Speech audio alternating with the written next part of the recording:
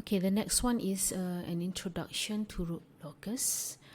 What is exactly a root locus? This is the definition of root locus, which is a graphical representation of closed-loop poles as a parameter is varied. For example, we have settling time Ts is varied when k is varied from 0 to infinity, or is a way of presenting graphical information about a system's behavior when the controller is working.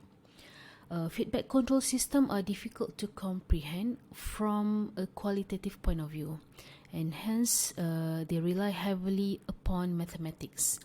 The root locus covered in this chapter is a graphical technique that gives us the qualitative description of a control system's performance that we are looking for, and also serves as a powerful quantitative tool that yields more information than the methods already discussed. Why the root locus is so important?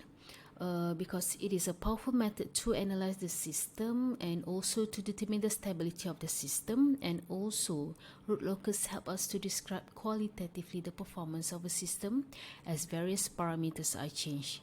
The root locus can be used to describe qualitatively the performance of a system when we change the parameters. For example, the effect of varying gain upon percent overshoot, settling time, and peak time can be vividly displayed. The qualitative description can then be verified with quantitative analysis. Assume the block diagram representation of a tracking system is shown in figure B, where this table shows the closed loop poles. Okay, this is the closed loop poles of the system change location as the gain k varied, in this case from 0 to 50. The table was formed by applying the quadratic formula to the denominator of the transfer function in figure C. Shows the variation of pole location. Okay, this is the variation of poles location for different values of gain k. So this is the pole location.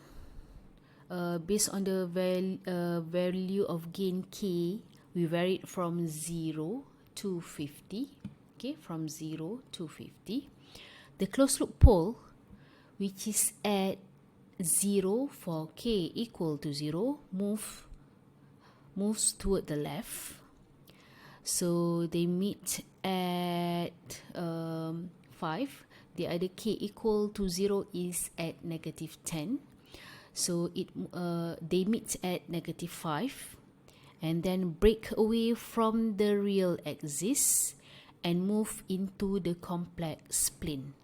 Okay, one closed loop pole moves upward while the other moves downward, but we cannot tell which pole moves up or which moves down.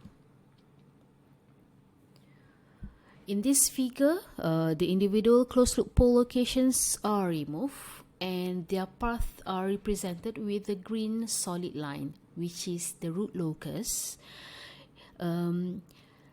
This representation of the path of the closed loop poles as the gain varied that we call a root locus. So this is the root locus that represented by the location of the poles as the gain varied from 0 to 50. Okay, from 0 to 50.